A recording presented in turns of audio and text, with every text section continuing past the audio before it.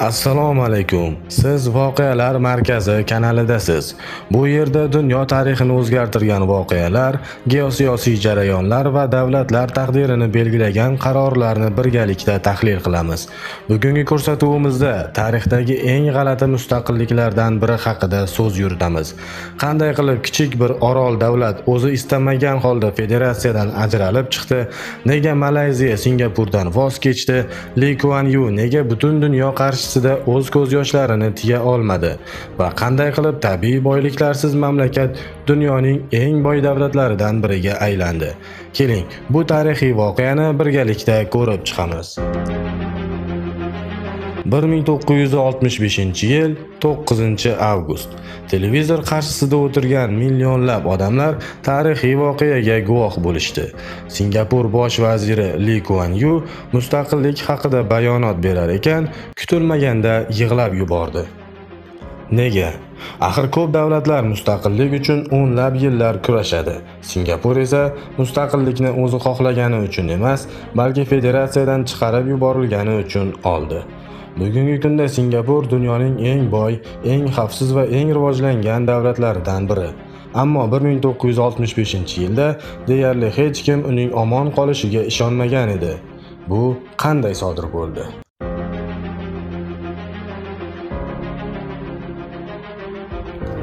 Bir 1819-yil Ingliz arbobi Sir Stamford Raffles Singapurda Britaniya savdo portiga asos soldi. Port tez rivojlandi.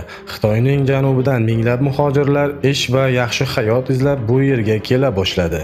Malaylar, hindlar va boshqa xalqlar ham ko'chib keldi.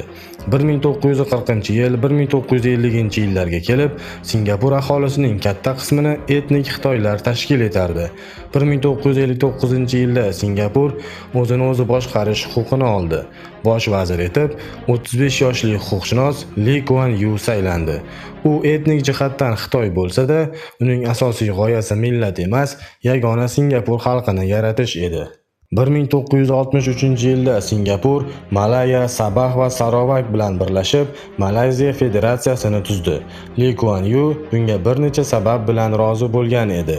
Birinchidan, iqtisodiy bozor kengayardi. Ikkinchidan, kommunistik harakatlarga qarshi birgalikda kurashish osonlashardi.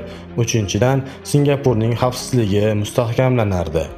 Ammo bu ittifoq uzoq davom etmadi. Asosiy muammo millatlar siyosati. Malayziya hukumati Bumipetara siyosatini qo'llab-quvvatlar edi. Bu siyosat bo'yicha mahalliy malay aholiga ta'lim, davlat xizmati va iqtisodiyotda alohida imtiyozlar berilgan. Lee Kuan Yew esa buning aksini himoya qildi. U Malayziya malaylar uchungina emas, barcha fuqarolar uchun bo'lishi kerak deb hisoblar edi. U Malaysiya g'oyasini ilgari surdi. Ya'ni millatidan qat'iy nazar barcha fuqarolar teng huquqqa ega bo'lishi kerak. Bu g'oya Kuala Lumpurdagi markaziy hukumat bilan keskin siyosiy ziddiyatga sabab bo'ldi. Yana bir muammo iqtisodiyot edi. Singapur federatsiya ichida erkin savdo bo'lishini kutgan edi. Ammo markaziy hukumat ayrim bojlar va cheklovlarni saqlab qoldi. Soliqlarni taqsimlash masalasida ham bahslar kuchaydi. Har ikki tomon bir-birini kelishuvlarni buzishda ayblardi. 1964-yilda Singapurda malaylar va xitoylar o'rtasida millatlararo tartibsizliklar yuz berdi. Bir necha kun davom etgan zo'ravonliklarda o'nlab odam halok bo'ldi, yuzlab odam jarohatlandi. Favqulodda holat e'lon qilindi. Bu voqealar federatsiya ichidagi ishonchni deyarli yo'q qildi.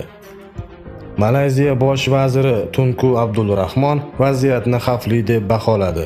Uning fikricha, Singapur federatsiyada qolsa, siyosiy va millatlararo mojarolar yanada kuchayardi.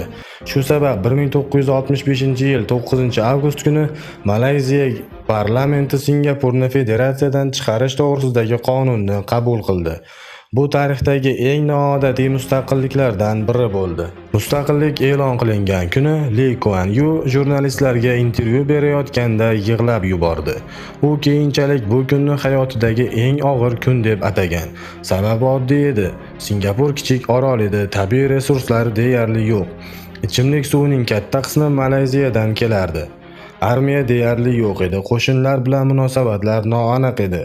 kelajak qorong'u ko'rinardi. Li Kuan Yu hukumatining ustuvor yo'nalishlari quyidagilar bo'ldi: korrupsiyani keskin kamaytirish, davlat xizmatini professional qilish, ingliz tilini umumiy ish tiliga aylantirish, Xitoy, Malay va Tamil tillarini ham rasmiy maqomda saqlash, xorijiy investorlarni jalb qilish, dunyodagi eng samarali portlardan birini rivojlantirish, ta'lim va sanoatni modernizatsiya qilish.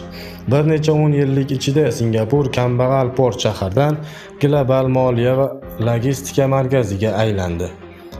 Bugun Singapur tarixiga qaraydigan bo'lsak, bitta haqiqat yaqqol ko'rinadi. Tabiiy boyliklar emas, balki boshqaruv sifati, qonun ustuvorligi va uzoqni ko'ra oladigan siyosat davlat taqdirini belgilashi mumkin. Shunday qilib, Singapurning Malayziyadan ajralishi dastlab fojia va noaniqlik bo'lib ko'ringan bo'lsa-da, keyinchalik u zamonaviy tarixdagi eng katta iqtisodiyotlardan biriga aylandi. Agar ushbu ko'rsatuv sizga qiziqarli bo'lgan bo'lsa, videoga like bosishni, o'z fikringizni izohlarda yozishni va Voqealar markazi kanaliga obuna bo'lishni unutmang. Bu orqali tarix, siyosat va dunyodagi sodir bo'layotgan muhim voqealar haqida yangi ko'rsatuvlarni birinchilardan bo'lib tomosha qilasiz. E'tiboringiz uchun rahmat. Keyingi ko'rsatuvlarda yana ko'rishguncha xayr.